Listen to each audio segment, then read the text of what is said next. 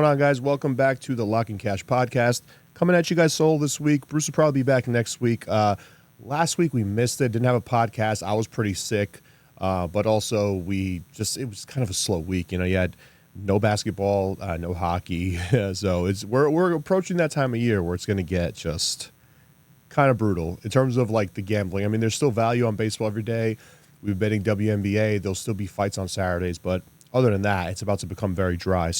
But this week we do have some good stuff. We got Game 1 of the NBA Finals. We've got Game 1 of the Stanley Cup Finals. This video, I'm going to focus on the NBA Finals. I'll make a separate one for Oilers-Panthers, and I'll give you my bet on Game 1 for that as well. But wanted to kind of go over the series in this game, do a little preview, and give you guys what I think is the best way to attack the series from a future standpoint. Kind of the best bet for how I see the series going, not necessarily who's going to win it or what's going to happen in Game 1, although I'll probably have a separate video up for Game 1 as well.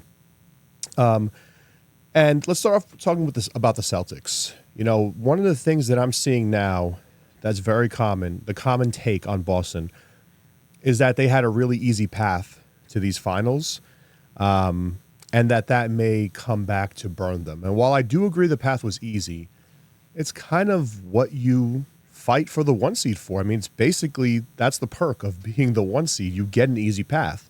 You get to play the 8 and then the 4 or the 5 and then whoever makes it to the conference finals. But from the injury standpoint, I get it because they faced several teams that were banged up.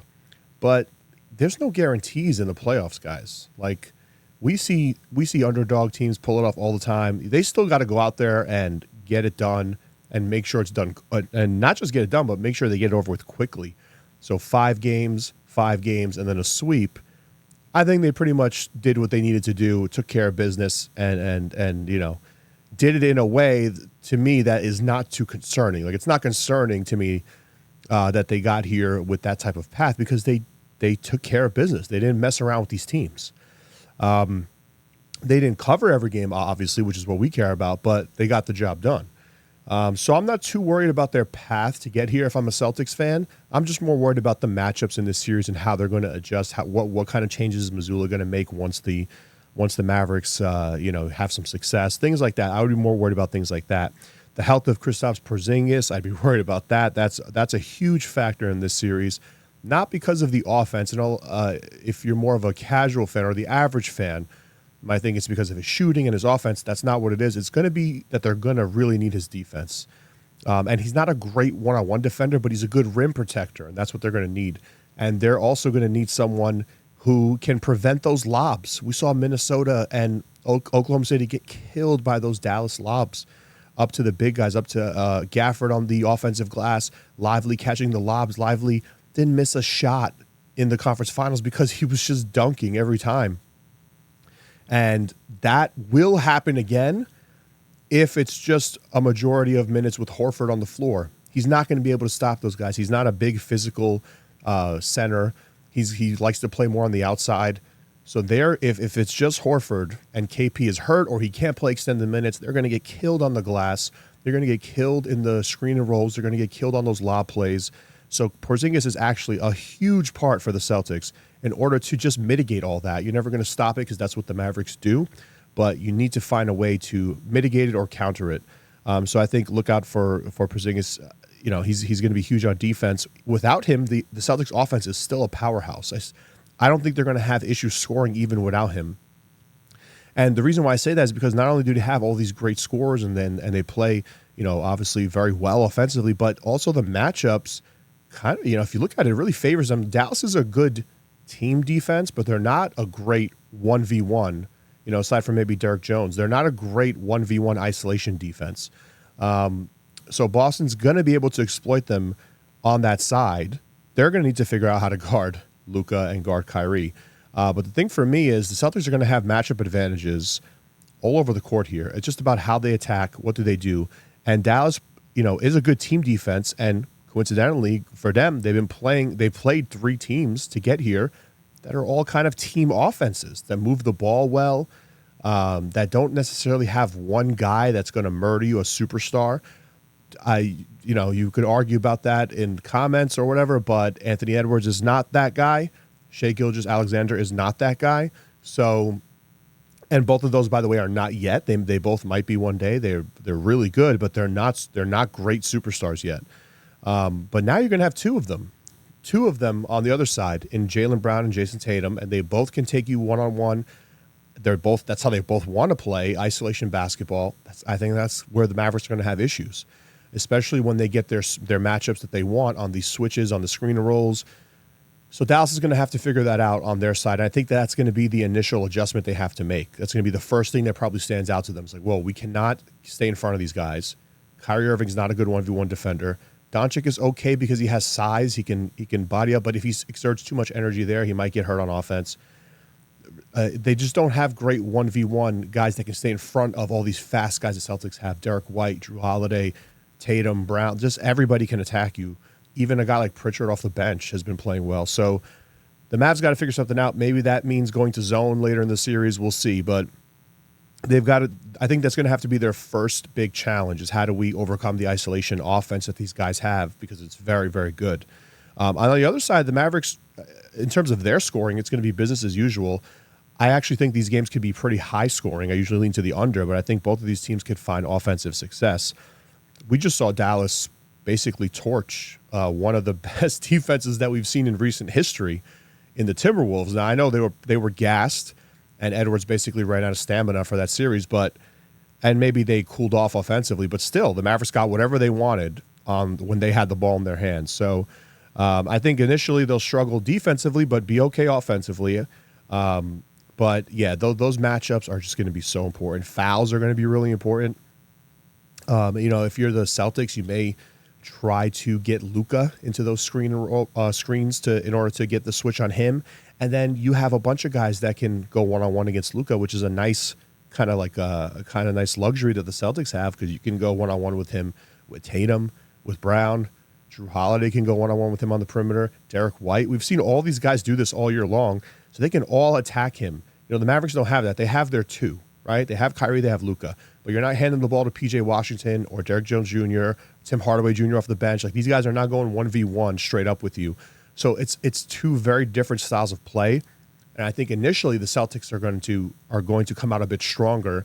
Also, don't forget that the Celtics have been here before. I mean, they've been to an NBA Finals with this core group. Kyrie Irving has a championship, but the rest of these guys don't have much experience there. It's a very, very young team, especially the big men. And even Luka, as great as he is going to be his first time on the biggest stage. We'll see. So far, nothing has rattled him. Nothing has bothered him.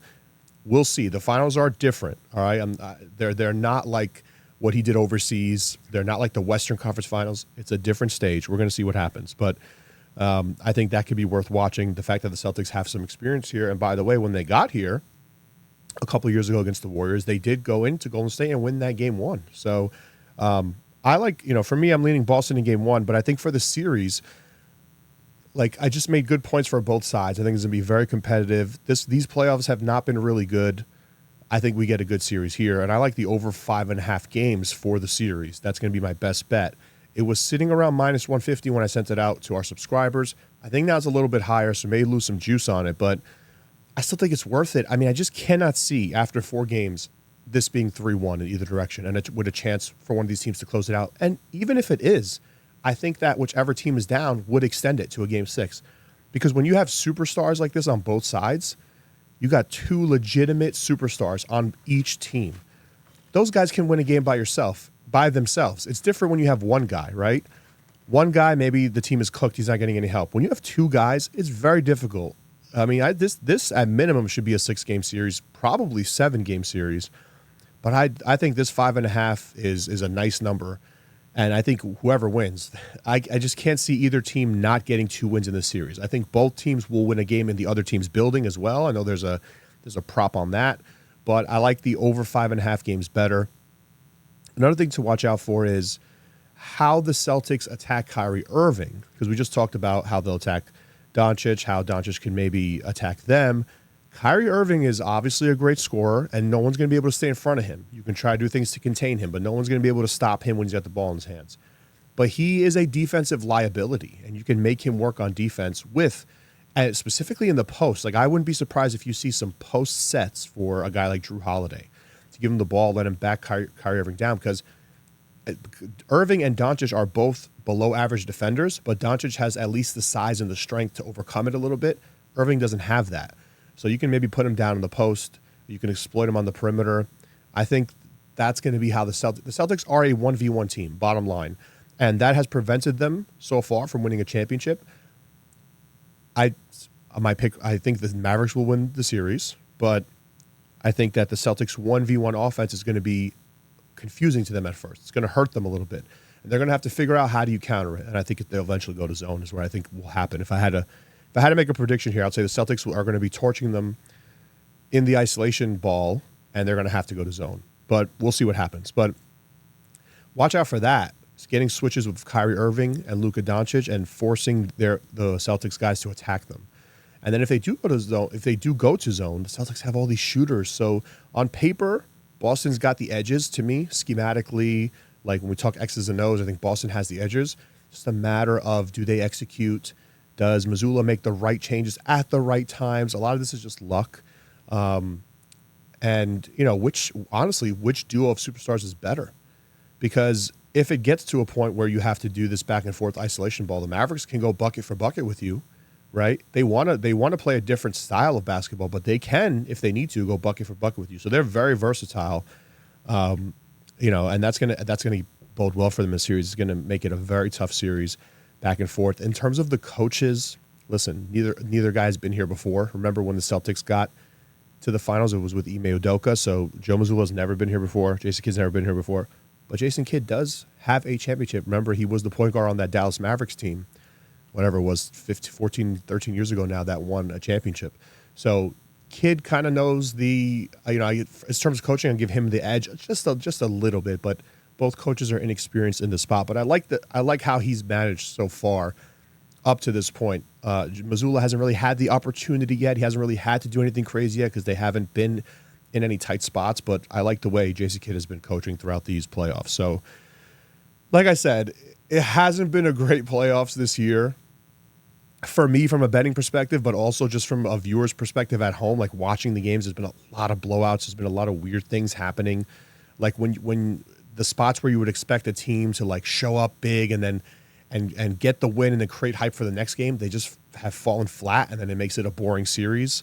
Like the 2-0 with teams stealing both games on the road, things like that. So it's been very weird, but I think this series is going to be very competitive. I think we get actually a lot of close games.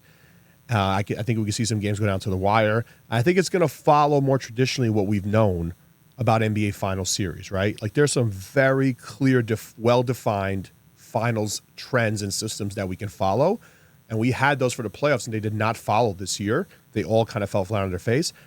But the finals ones tend to be very black and white. I mean, there's not many like bounce back spots or, revenge spot. There's none of this stuff. It's just, listen, they're going to go blow for blow, right?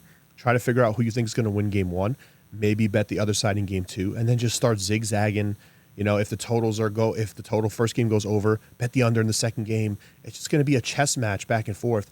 And remember that the spreads, this is the last thing I'll mention. The point spreads, everybody gets scared of them. They rarely come into play, guys, in the NBA Finals. I have a video coming on this, but I don't have the number right in front of me, but it's something like 86, 87% of the time, the winner just covers, right? So this 6.5 that's posted for game one, if the Celtics win, they'll probably just win by double digits.